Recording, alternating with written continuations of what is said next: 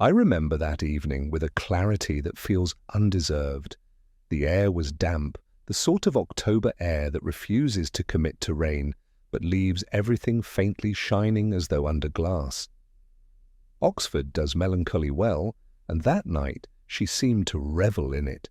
The spires glistening like old silver, the faint hum of conversation drifting from the college hall where they were rehearsing for the Halloween ball, and me walking aimlessly beneath the cloisters, with nothing better to do than listen to my own shoes scuff against stone. There's a moment before a storm, or before regret, when the world feels oddly suspended. I felt it then. The quad was nearly empty, save for a porter extinguishing lamps one by one. Each dull click of his pole echoed around the square like punctuation. It was not yet late, but it had that quality of lateness that belongs more to mood than time. I remember thinking that Oxford had grown too young for me, that the laughter from the dining hall sounded like something I had mislaid years ago.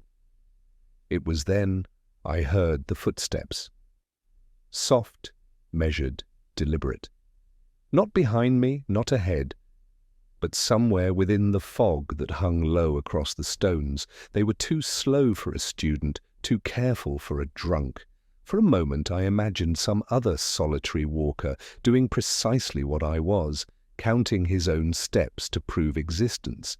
Yet when I turned, there was no one. Only the faintest movement of mist where the air had been disturbed. I told myself I was imagining it. I often tell myself that. By the sundial, our cracked and noble anachronism, something caught the light. A small, bright curve like the wing of a moth. I bent and found a mask. Papier-mâché, painted silver, the kind they hand out at those ridiculous charity balls the colleges host to make decadence seem charitable. I brushed away the damp and studied the face. It was expressionless, too smooth to be human, too human to be dismissed. Someone had worn it recently. There was a trace of perfume, faint and floral, the sort that lingers on letters rather than people. I should have left it. But habit, the oldest vice of a policeman, urged me to pocket it. I told myself it was merely curiosity, a token of Oxford's theatrical absurdities. In truth, I think I already sensed that the night was rehearsing for something darker. The music from the hall changed key. A waltz, perhaps. I couldn't tell. I've never been much of a dancer, nor much of anything that involves rhythm. Yet I found myself walking in time to it round the edge of the quad, as if shadowing the invisible dancers inside. Through one window I saw the silhouettes of two figures leaning close over a table strewn with papers. The lamplight caught on a glass, brandy by the colour, and one of them laughed not pleasantly. The laugh seemed to travel across the lawn and settle somewhere in my chest.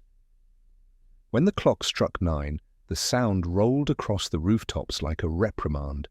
I decided to call it an evening. But as I left through the south gate, I noticed another sound, this one sharper, angrier, a door closing or being closed upon someone. The porter's lodge was dark now, yet I thought I saw movement near the cloister arch, a red sleeve perhaps, or simply the after-image of that mask's crimson ribbon against the fog. Memory is rarely reliable. It edits for emotion rather than accuracy. I walked home through St. Giles, past the bookshops already shuttered, past the wet gleam of bicycle handles under the street lamps. The city was half asleep, though in Oxford even its sleep seemed studious. I paused by the Randolph for a whisky and sat by the window where the condensation blurred the faces of passers-by into smudges of light. Someone was humming softly at the bar, a tune from Don Giovanni, I think, and for no clear reason it saddened me. Perhaps because the melody was too graceful for the room, or because it reminded me that beauty is almost always careless. When I finally reached my flat, I set the mask on the mantelpiece beside a stack of unsolved crosswords. It looked oddly at home there, pale, mute, unhelpful. I poured another measure, opened the paper, and let my eyes wander down the cryptic clues. One caught me at once. A face that hides what cannot be seen. Theme 4. The answer, of course, was mask. I smiled at the coincidence, though even then it felt less like coincidence and more like a quiet warning, dressed up as irony. Outside, the fog thickened until the college towers were only memories against the night. Somewhere, though I couldn't have said where. I thought I heard those same footsteps again, faint but insistent, crossing the cobblestones toward the river. By morning, I told myself, the sound would be gone. And by morning, someone would be dead. Morning always arrives too brightly in Oxford, as if determined to expose whatever the night has tried to conceal. I had barely finished my coffee when Lewis appeared at my door, his expression caught somewhere between embarrassment and curiosity. "There's been a death, sir," he said, though the words sounded tentative, like a student uncertain of his line. "A visiting fellow, Brasenose. Found this morning in the cloisters. Looks natural enough, but something feels off." "It usually does," I told him, reaching for my coat.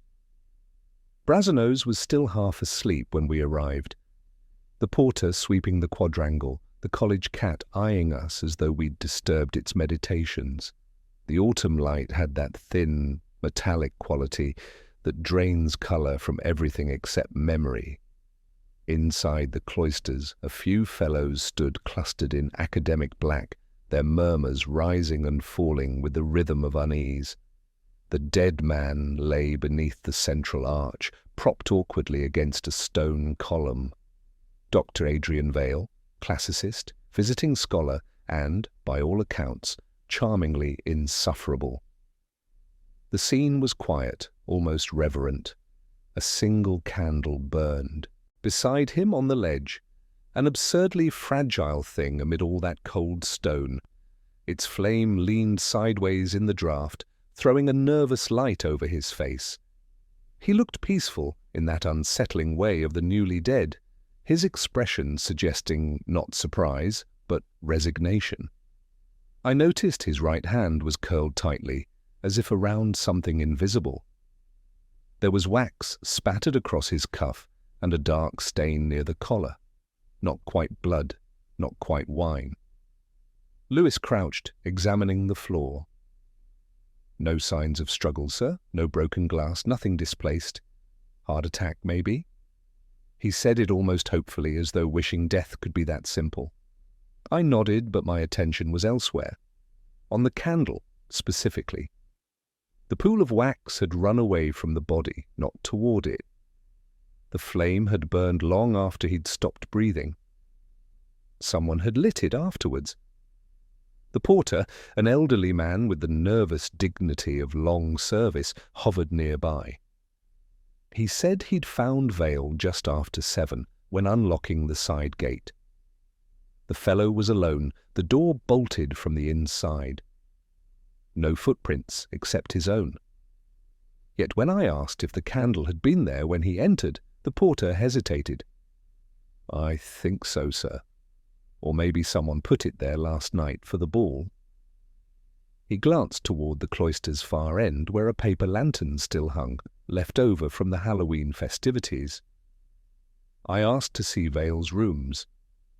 They were as expected, neat in the way that suggests both intellect and vanity. Books aligned by size, a decanter half full, a stack of marked essays beside an open volume of Milton. On the desk, a programme from the ball, All Hallows Masquerade, Brasenose College. A red wax seal at the bottom bore the crest of the organising committee. I turned it over and found a smudge of silver paint, the kind used on masks.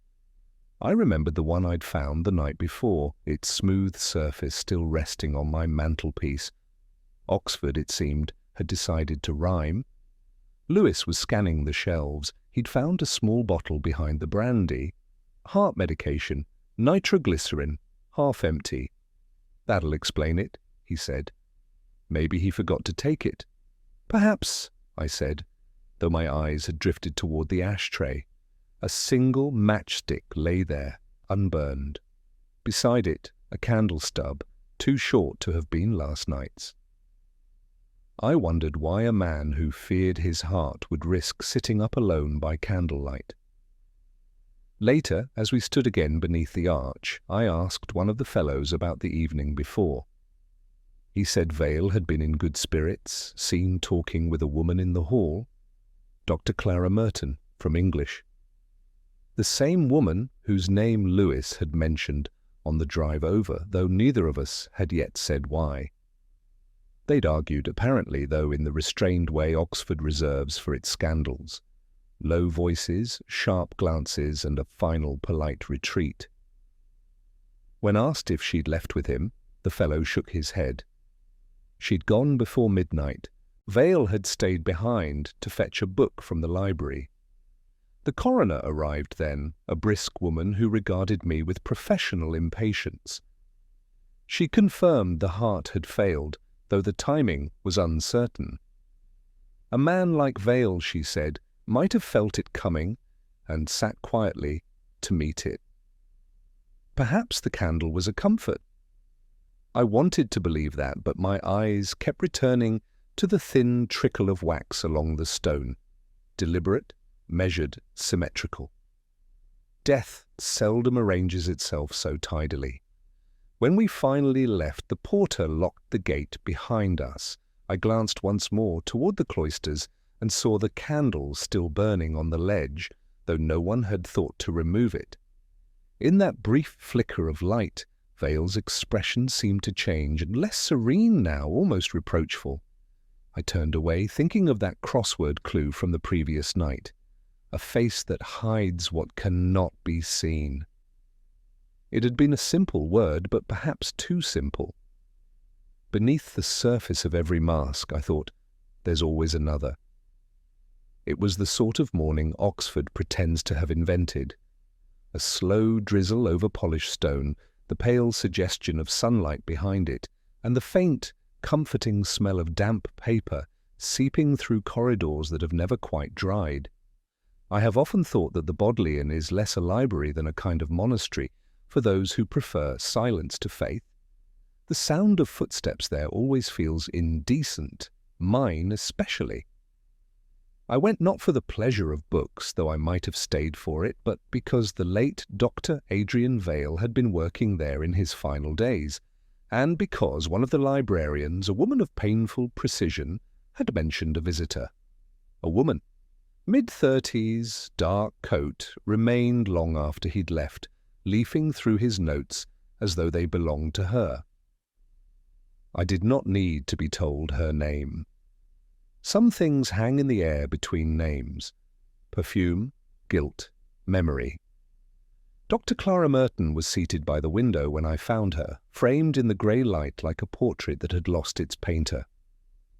She did not seem startled to see me. Instead, she closed the book before her, Milton, Allegory and Disguise, and said softly that Vale would have appreciated the irony of my arrival. I asked why. Because he adored riddles more than truth, she said. She was beautiful in that careful, unintentional way that makes beauty feel burdensome, the sort of woman who never seemed young, only younger once. Her voice had a faint northern lilt that resisted the polish of Oxford. I asked if she had known Vale well. She looked out toward the rain-slicked quad before answering that she had once known him too well and lately not at all. The sentence felt rehearsed but not false. Vale, she told me, had been writing a paper on masks in Milton's Comus, the moral ambiguities of concealment, the virtue of disguise. He believed the entire poem was an argument for hypocrisy. I asked if that was his own idea. She smiled, almost kindly, hardly. It was mine, years ago when I still believed that ideas could save people. There was a silence then, not uncomfortable, but exacting. In it, I noticed her fingers, long, deliberate, stained faintly with ink. On her left hand, no ring, but a thin, white indentation where one had once been. She caught me looking and turned a page she had no intention of reading. I mentioned the candle found beside Vale's body. She did not flinch, though her voice altered slightly when she asked if I believed he had died alone. I said I had not yet decided. Then she said something I have never forgotten. "People seldom die alone, Inspector. There's always someone standing in the room, even if they aren't there." There was something in her phrasing, the cadence of a quotation perhaps, that stirred at the back of my mind. I asked if she had seen him the night of the ball. She admitted she had, though only briefly. He had asked her to meet him by the cloisters after midnight to discuss the withdrawal of his essay. She said she refused, that she was tired of being the mask for his reputation. I asked what she meant. She said nothing more, only rose and replaced the book on the shelf, not precisely where it belonged. It was that small dislocation that caught me. Most people return things imperfectly, but scholars return them wrong in very specific ways. When she walked away, I checked the spine. It should have stood between Milton and the Puritan ethic and Milton's Latin letters. Instead, she had placed it one shelf below, beside poetic fraudulence, misquotation, and irony in English letters. A coincidence, perhaps, or a private joke. As she left, the librarian approached and whispered that Vale had borrowed Comus the week before his death, but never returned it. She offered me the borrowing slip, Vale's precise signature beneath the due date. I turned it over and found a note in another hand. Virtue could see to do what virtue would. The line was misquoted. Milton had written, "Virtue could see to do what virtue would by her own radiant light." The omission changed everything, from moral confidence to moral blindness. When I stepped outside, the rain had stopped, but the streets were slick as mirrors. Students hurried past, their gowns flapping like black wings. I thought of Clara Merton walking alone through the mist that night, perhaps past the same cloisters where Vale died, her coat brushing against the cold stone. A woman returning a book to the wrong shelf, a line misremembered, a mask worn not for deceit, but survival. At the corner by Radcliffe Square I paused beneath the dripping gargoyles and lit a cigarette. The smoke hung in the air like thought refusing to form. Somewhere a bell struck noon, slow and deliberate, as if Oxford were keeping time not for the living, but for those who lingered just outside its walls. Lovers, scholars, ghosts. I thought then, not yet a theory, only an unease, that someone in this city had been reading too much Milton and understanding too little. The morning began with the particular stillness that always follows scandal, that uncertain lull in which Oxford holds its breath, waiting to decide whether to whisper or to forget. I found myself once again at Brasenose, a reluctant pilgrim to the scene of reason's undoing. The porter, more solemn than the day before, handed me a small envelope that had arrived for me via the college office. It bore no return address, only my name in a thin, hurried hand. Inside, a single sheet of paper, a typed list of guests who had attended the All Hallows Ball. At first glance it was ordinary, a compilation of titles and names, each line exuding the faint self-importance of academia. But one entry drew the eye. Mrs. Lydia Vale. The late Dr. Vale's estranged wife had been, to everyone's knowledge, in Italy for the term, and yet there her name stood, cleanly typed but not quite evenly aligned with the others. I held it against the light. Beneath her name, faint but legible, was the ghost of another, erased by typewriter correction, Dr. Clara Merton. It was a small detail, the kind that means everything or nothing at all. Still, the paper trembled faintly between my fingers. Lewis, who had been uncharacteristically quiet, leaned over my shoulder and said that perhaps the registrar had reused a carbon copy. I told him that Oxford seldom reuses anything. It prefers to bury its errors under Latin. We took the list to the registrar herself, a woman with the rare gift of looking both busy and inert. She explained, with the weary patience of one who guards bureaucracy as others guard faith, that the list had indeed been amended at the last moment. Dr. Vale had requested it personally, insisting that his wife was to be reinstated as his guest. No one had thought to question it. She shrugged, as if such reversals were common in marriages among the learned. When I asked who had made the alteration, she hesitated, consulting her ledger. Professor Edmund Lyle, she said, bursar, committee chairman, trusted to manage such trivialities. I thanked her, though the conversation left me unsettled.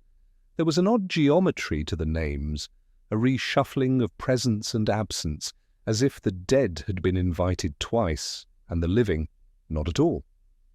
As we walked across the quad, Lewis remarked that perhaps Vale had reconciled with his wife. I told him reconciliation is rarely so public, and yet the idea lingered that someone wanted Lydia Vale seen, if not actually present. Later, in the porter's logbook, I found the entry for the night of the ball. Guests entered and exited by time and signature, a choreography of polite indulgence. Yet one line at the end stood out. Unidentified female, red cloak, no signature. The porter had noted it with apologetic precision. Possibly a costume oversight. The hour was late, 12:43 a.m. I asked him again if he was certain. He frowned, recalling that the figure had moved quickly, head bowed, as though avoiding light. He remembered the sound of her heels against the stones. Sharp, deliberate. That sound again. Footsteps in the fog, echoing where sound should have faded. I asked if Dr. Vale had received any visitors earlier that evening. None, said the porter, though someone had phoned, asking for him around 9. The caller refused to give a name. Vale had gone out soon after, muttering something about a forgotten paper. He had not returned alive. The details, scattered and untrustworthy, began to form a shape I did not like. The altered guest list, the erased name, the woman in the red cloak, a pattern not yet seen, but felt. I lit a cigarette and stared at the college clock. The minute hand seemed to move too slowly, as if the mechanism were reluctant to mark time past midnight. Back at the station, Lewis compiled reports while I examined the list again under the desk lamp. Typewriter impressions betray personality more than handwriting, the uneven strike of the E, the faint shadow where the ribbon doubles over itself. The line with Mrs. Vale's name had been typed with a heavier hand, a man's, someone accustomed to authority, not finesse. I thought of Lyle, the bursar, who preferred to correct accounts with ink rather than numbers. His typewriter was said to be ancient, the sort of relic only academics cling to out of sentiment or self-importance.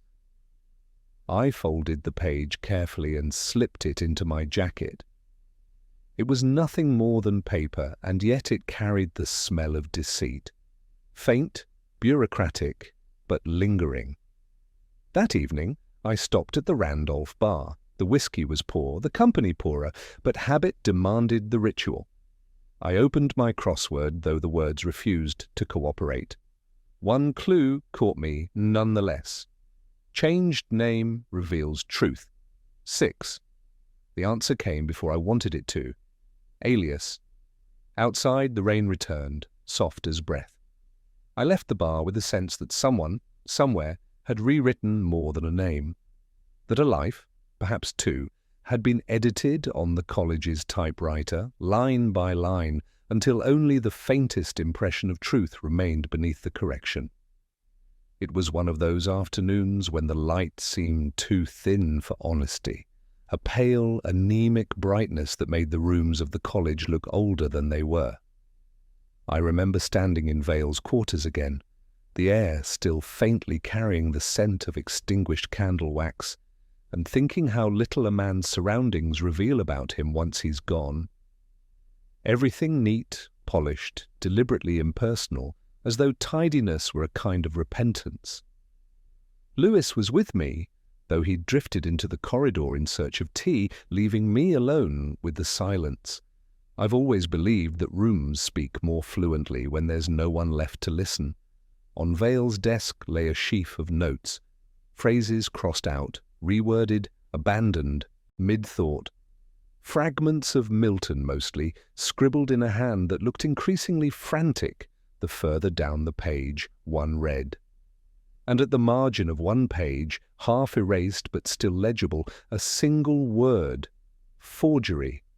That word seemed to lean outward from the paper as though seeking rescue. I glanced around. Drawers, locked cabinet, bookcases aligned with the precision of someone afraid of memory. The top drawer resisted slightly before opening, as though protesting intrusion. Inside, the usual debris of a scholar's life: pens, receipts, a crushed cigarette packet, a hotel key from somewhere near Bath. And beneath these, folded twice and tucked under a blotter, the letter. So I unfolded it carefully. The paper was thin, brittle, and smelled faintly of rosewater. It began abruptly. I could no longer bear the charade, and ended with nothing. No signature, no farewell. The handwriting was unmistakable. Clara Merton's. The first few lines were not the words of a woman plotting murder, but of one attempting to recover her dignity. She spoke of deception, of truth withheld, of a debt of the soul unpaid. She mentioned a manuscript. The essay, you promised, would remain ours alone. And something about a dangerous substitution. Beyond that, the ink bled where tears or rain had fallen. I read it twice, and by the third reading, the words had begun to sound like an accusation aimed at someone who would never answer. When Lewis returned, balancing 2 paper cups and the moral steadiness of youth, I told him only that Vale had been receiving correspondence of a personal nature. He glanced at the letter and said something about love being reason enough for most disasters. I didn't disagree. I asked him to check whether the hotel key, after the one from Bath, matched any recent trips on Vale's expense records. He looked puzzled, as he often does when my reasoning seems detached from gravity, but left without protest. Alone again, I sat in Vale's chair and tried to imagine him there the night before his death. The desk lamp casting that same narrow circle of light, the candle already waiting on the window-sill, the half-empty decanter beside a stack of revisions, and this letter, folded, refolded, placed deliberately in the drawer rather than destroyed. People seldom hide things they wish forgotten. They hide what they want found under the right conditions. My eyes drifted to the bookshelf nearest the window. Vale's volumes were obsessively arranged by author, not subject: Milton beside Marvel, Marvel beside Donne. Yet one book, the poetical works of John Milton, annotated edition, was misaligned, its spine jutting slightly forward as if it had been pulled recently. When I opened it, an envelope slipped out, blank, unsealed, containing a single page of verse copied in Vale's handwriting. A passage from Comus: "So mayest thou be translated to a higher sphere." I could not tell if it was irony or aspiration. At the bottom of the page was a faint smudge of silver paint, the same as on the bull's wax seal, the same shade as the mask still resting on my mantelpiece. The pattern was becoming too precise for comfort. Later, when I stepped outside, The rain had returned, soaking the cobblestones to a mirror sheen. Lewis met me at the gate, holding the results of his errand. Vale had indeed stayed in Bath 3 weeks before his death.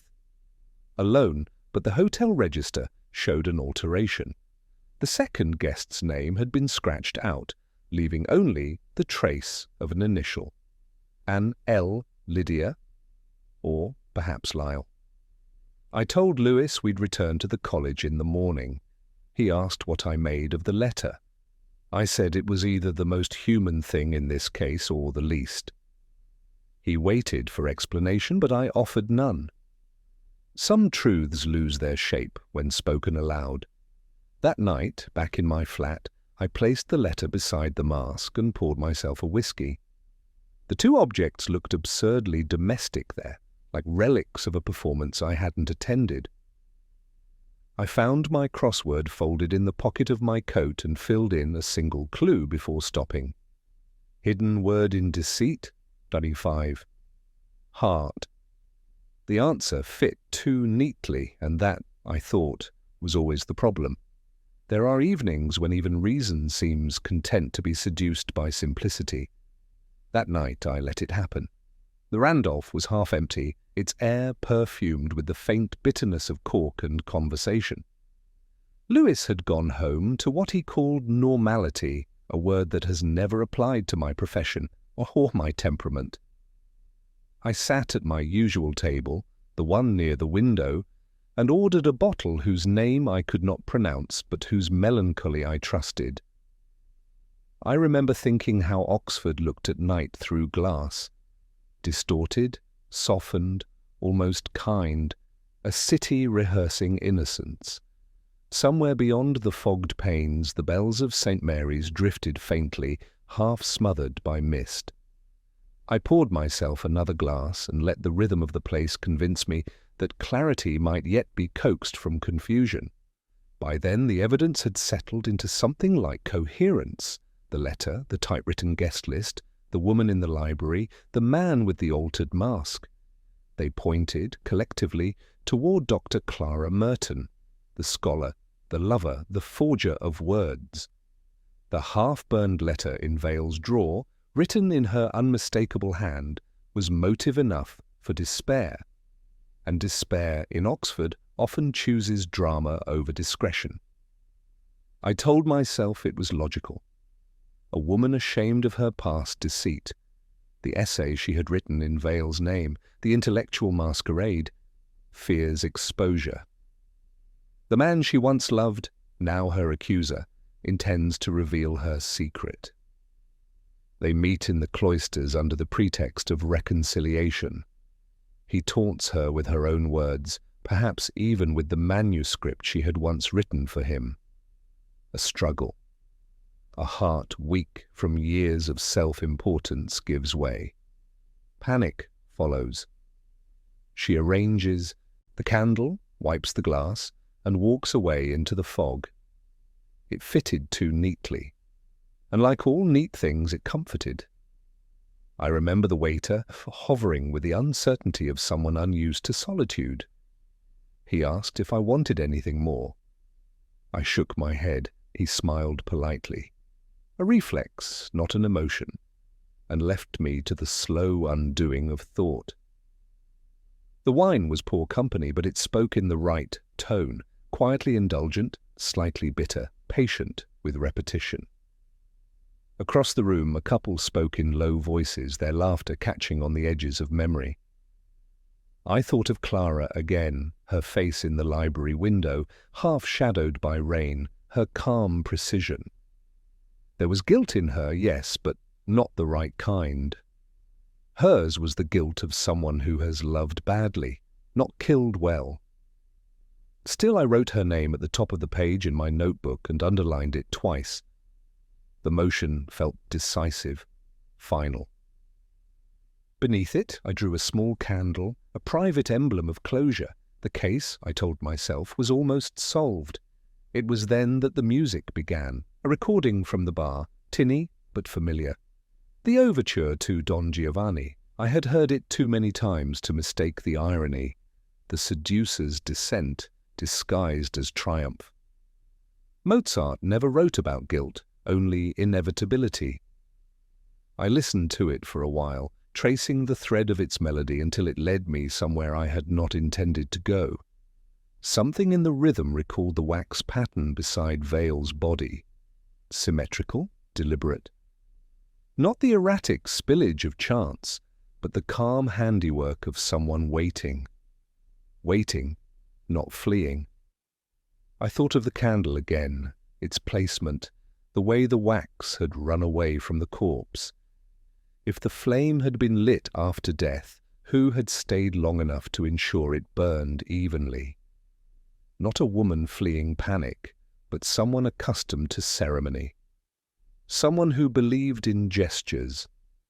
The wine no longer tasted right. I closed the notebook and stared at the reflection in the window. The face that looked back at me was tired, skeptical, faintly amused. The expression of a man who knows he has once again mistaken tidiness for truth. Lewis had called earlier that day, reminding me of an old bursar named Lyle who had overseen the college finances, the same man who had corrected the guest list. I had dismissed it as administrative trivia, but now I remembered something the registrar had said, that Lyle was responsible for the final alterations to the ball's arrangements, including the decorations, the candles, the costumes, a bursar with access to everything, a man who could alter names, lend masks, balance accounts of the living and the dead with equal precision. I finished the last of the wine and felt it dull the edges of thought rather than sharpen them. Outside, the streetlights glowed like patient sentinels. The waiter returned, offering to call me a cab. I told him no, I preferred to walk. Oxford was safest when one was uncertain of its truths. On the way home, the rain began again, soft as confession. The streets shimmered and the windows of the colleges looked like unblinking eyes. I thought of Clara, of Vale, of Lyle's measured calm, and wondered how many times in my life I had mistaken elegance for innocence. That night, as I undressed in the quiet of my flat, the candle's image returned, burning, unwavering, merciless. I blew out the light and waited for the darkness to explain itself. There is a particular stillness that follows a confession, the kind that tempts one to believe in resolution.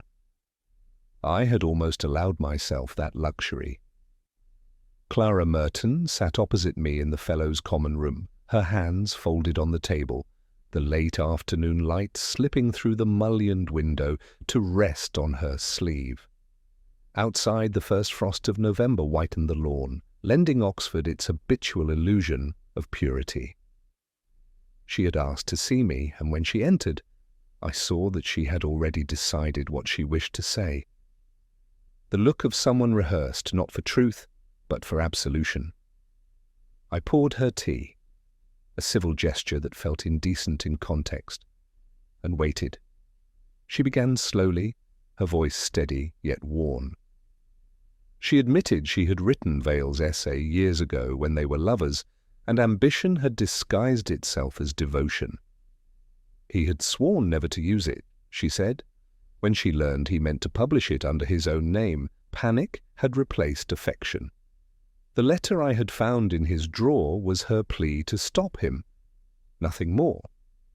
When he died, she had already resolved to tell the truth, though not, she added, to the police. I listened, noting the precision of her phrasing, the measured intervals between confession and justification.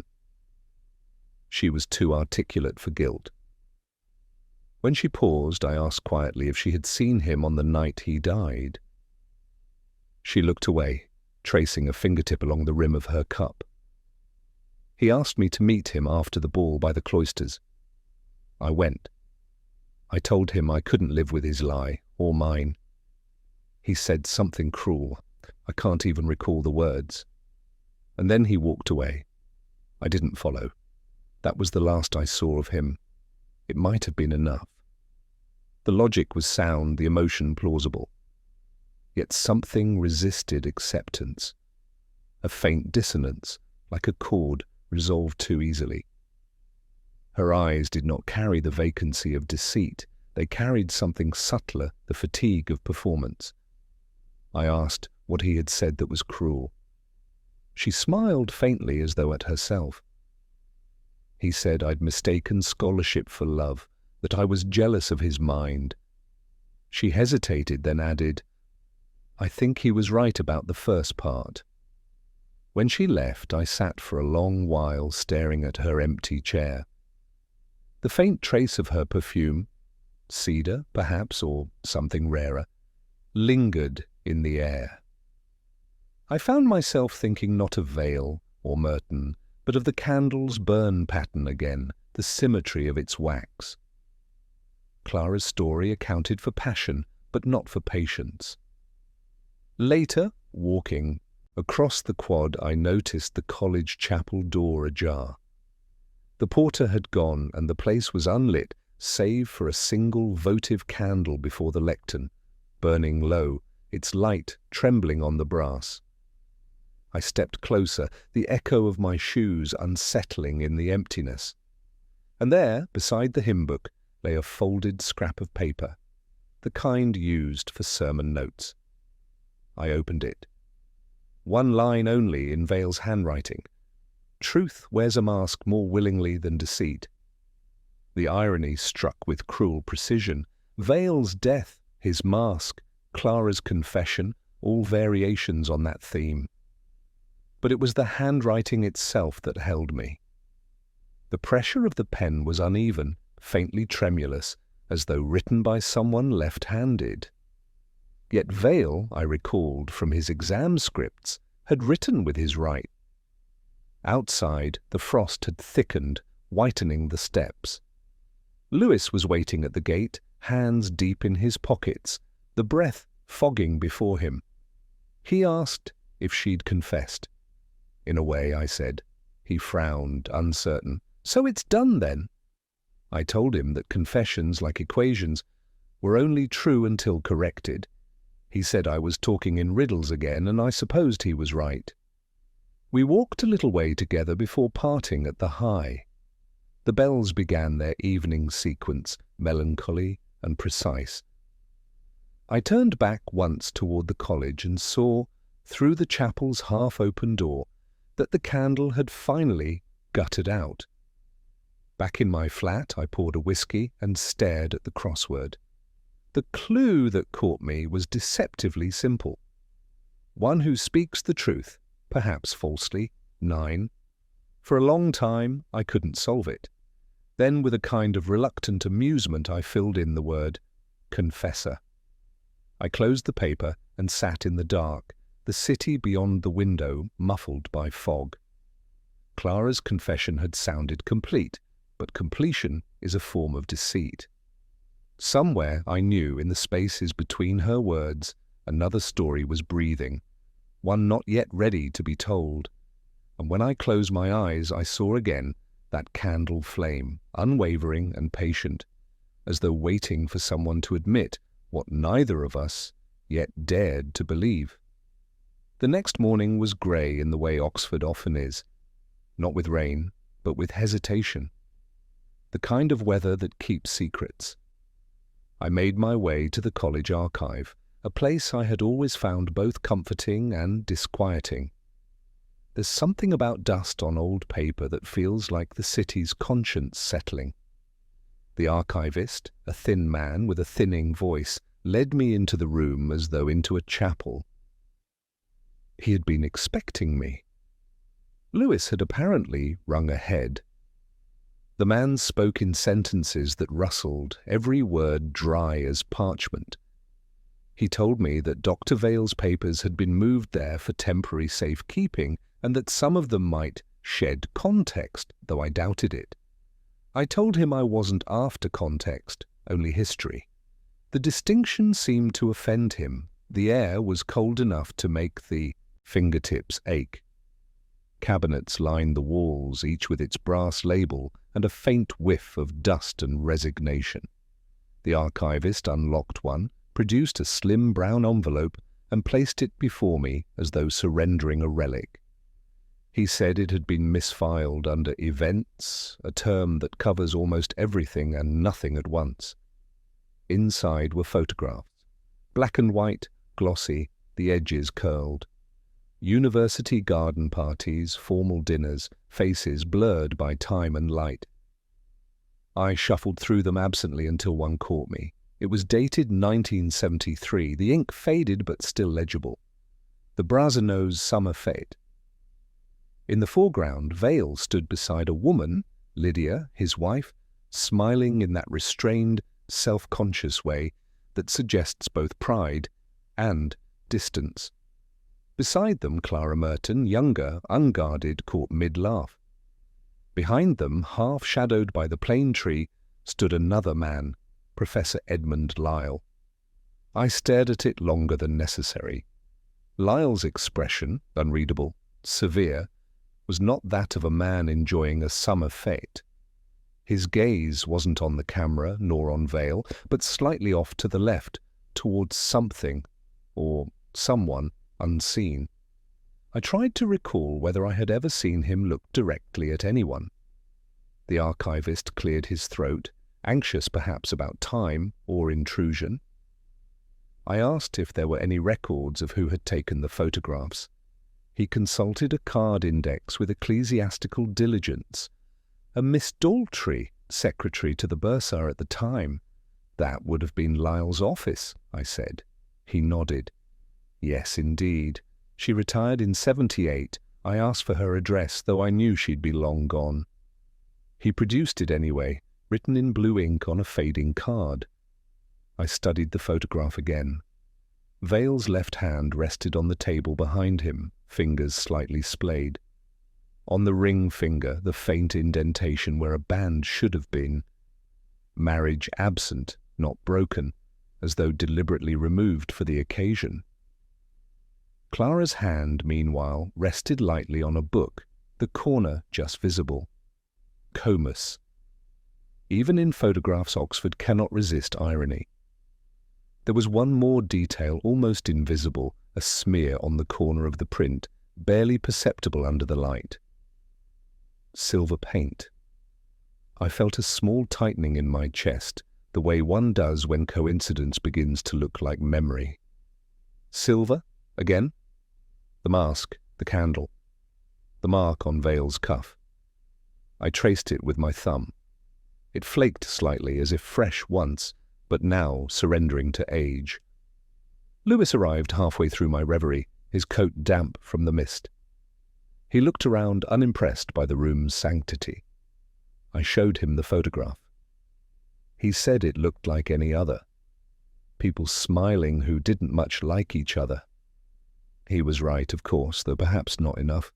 He asked if I thought Lyle was involved. I told him involvement was Oxford's default condition. Everyone was involved in something. He frowned, puzzled again by my fondness for ambiguity. He mentioned, almost in passing, that the cloak hire for the Halloween ball had been arranged through the bursar's account. Red cloak, the porter had said, hired, not owned. It wasn't until he left that I noticed the small handwritten note on the back of the photograph. Faint pencil, almost erased. Brasenose Garden, 1973, taken just before the reading. I asked the archivist what reading. He blinked at me as if I'd interrupted a prayer. Ah, yes, he said, the summer poetry reading. Vale read from Milton that year, if I recall. So did Lyle. Some dispute about authorship, a rather embarrassing business. I left the archive carrying the photograph in a folder, the image imprinted more on my mind than on the paper. Outside, the wind moved through the cloisters with a low hum, and I felt again that peculiar mixture of admiration and fatigue that Oxford inspires. So much intellect, so little innocence. Back in my office, I pinned the photograph to the wall. The faces stared out, frozen in the light of a vanished afternoon. I poured a measure of whiskey, watched the liquid catch the lamplight, and thought about how photographs lie. They capture posture, not truth. And yet sometimes, if one looks long enough, the truth looks back. When I finally turned off the lamp, the silver smear on the photograph caught what little light remained, a faint gleam like a signal from another time. It seemed to say that what had been hidden wasn't lost, only waiting to be noticed. There are moments when the city seems to conspire with thought, when its quietness becomes a kind of agreement. That night was one of them. I had returned to my flat after a day spent convincing myself of conclusions I no longer trusted. The photograph from the archive lay on the desk, its edges curling slightly in the lamplight. Lyle's eyes followed me across the room no matter where I stood, his expression caught between disdain and fear. Outside, the fog pressed against the window like unspoken guilt. I poured a whiskey, though I no longer drank for warmth, but for punctuation, the pause it allowed between uncertainties. The crossword lay where I had left it the night before, the Times folded to the page I hadn't dared to finish. The clue was still there, waiting. Mask of deceit, Hyde's name reversed, 5.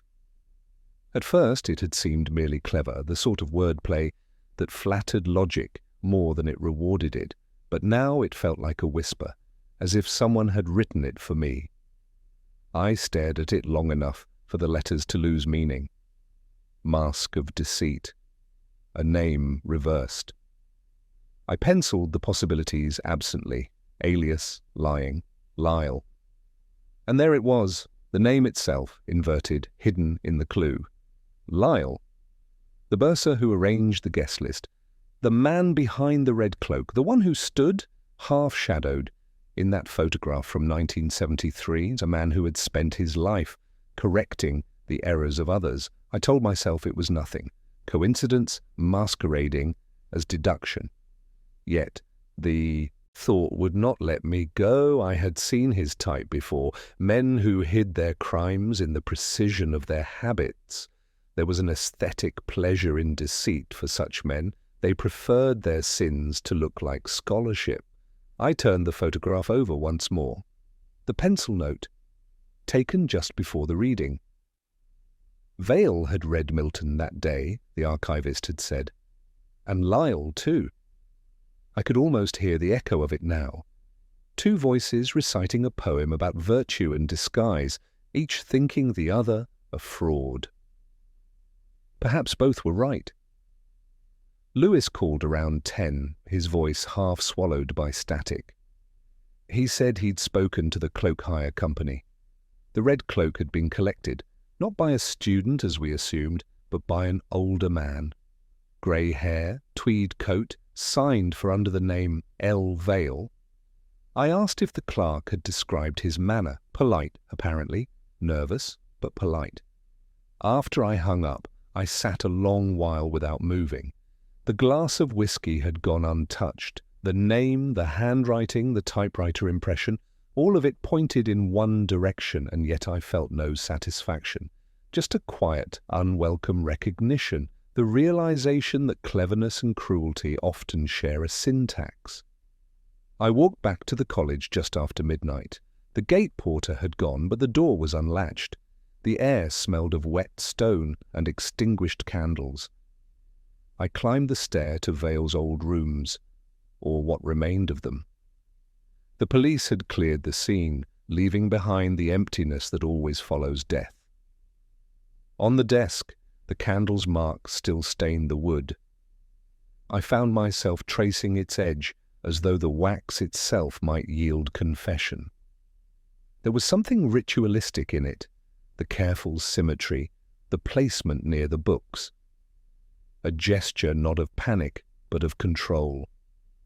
I imagined Lyle here that night, Vale confronting him with the truth, the plagiarism, the falsified bursary funds, the old scandal buried in academic Latin, the bursar's calm defense, the argument conducted not with passion, but with grammar, and then the heart attack, or perhaps not quite that.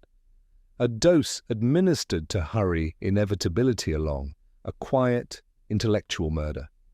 But imagination is a dangerous accomplice.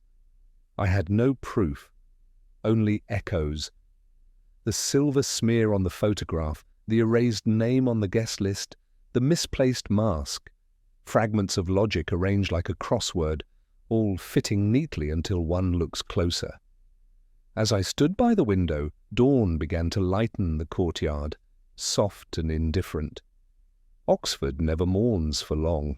It simply folds death into its routine. Somewhere a bell rang for early service. The sound carried through the fog, each note dissolving into silence before the next began. I glanced once more at the crossword clue. Mask of deceit hides name reversed. 5. I had written Lyle beside it, but the space demanded 5 letters, not 4. I felt a slow, reluctant smile. Even deduction, it seemed, requires humility. I picked up my pencil again and added the missing one. Lyle's, plural. Not a single deceit then, but many. I folded the paper, finished the whiskey, and turned off the lamp. Somewhere below, footsteps crossed the quad. Deliberate, unhurried. I listened until they faded, uncertain whether they belonged to memory, to guilt, or to something still unfinished. There are certain nights in Oxford when the past feels closer than the present, when sound travels differently, and even the smallest light takes on the weight of memory. I remember that evening with the kind of clarity one earns only through fatigue.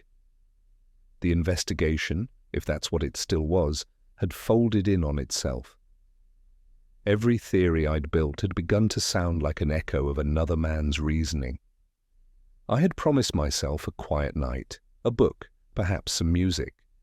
Instead, I found myself walking once more through the Brasenose gates, drawn not by duty but by something nearer to superstition.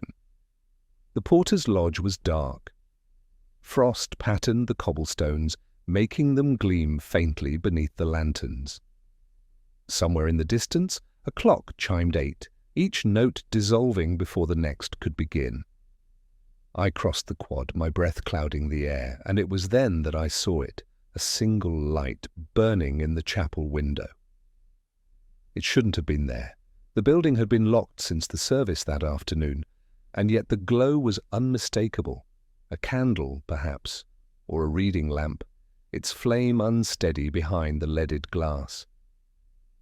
I hesitated only a moment before climbing the steps. The door yielded to pressure. Inside, the air was cold enough to sting the lungs. Dust hung visible in the light's path, and the faint scent of extinguished incense lingered, the ghost of ceremony. The candle stood near the altar, its flame thin, almost apologetic. And there beside it, seated in one of the choir stalls, was Edmund Lyle. He did not startle when I entered. He looked up, slowly, as though I were merely the continuation of a thought he'd already been having. His hands rested on his knees, the posture of a man awaiting judgment rather than resisting it. "You've been expecting me," I said, though I might have meant it as a question. He nodded once. "It's always you in the end," he murmured.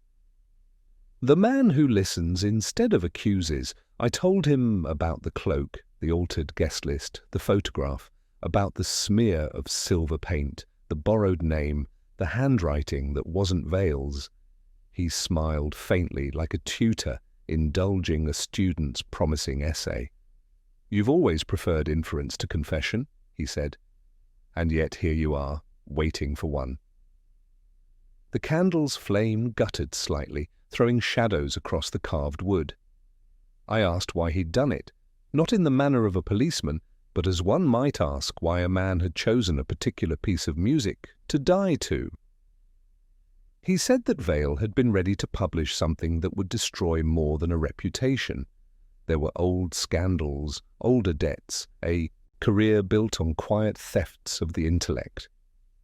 But none of that was what truly mattered, he said. What mattered was envy, Vale's of me, mine of him. We had spent decades trading virtues like coins. When he threatened to expose me, I only meant to frighten him. It was his heart that betrayed him, not I. I asked about the candle. His gaze drifted toward it, the reflection trembling in his eyes. He said it was for symmetry. Vale hated chaos. Even in death he deserved order. He rose then, slow but deliberate, and stepped toward the altar. The lamplight caught the silver threads in his hair, the faint tremor in his right hand. "You'll tell them I confessed, I suppose." I said nothing. Perhaps I wanted him to go on. Perhaps I already knew that truth was too blunt an ending.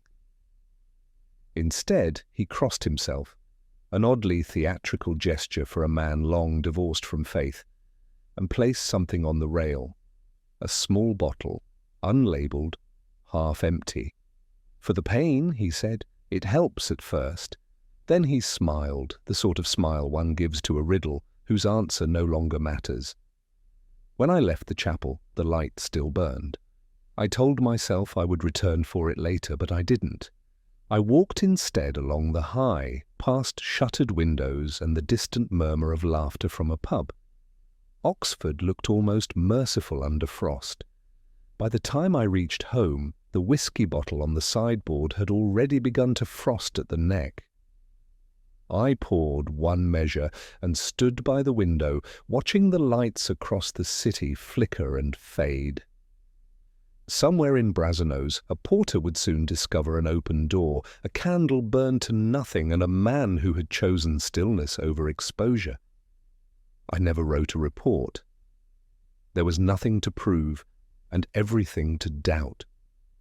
The newspapers said that Lyle had died of natural causes. Exhaustion, perhaps, or resignation. Oxford thrives on such euphemisms. Even now, when I walk through the city at night, I sometimes glimpse a light burning high in a chapel window. It could be a trick of the eye or a memory rehearsing itself, but part of me believes that it's still his candle, the one he lit for order, for symmetry, for a man he envied and perhaps loved. And I wonder, as I often do, whether all our investigations are simply that. Small flames against an endless dark, burning not to reveal, but to remind us we were here at all.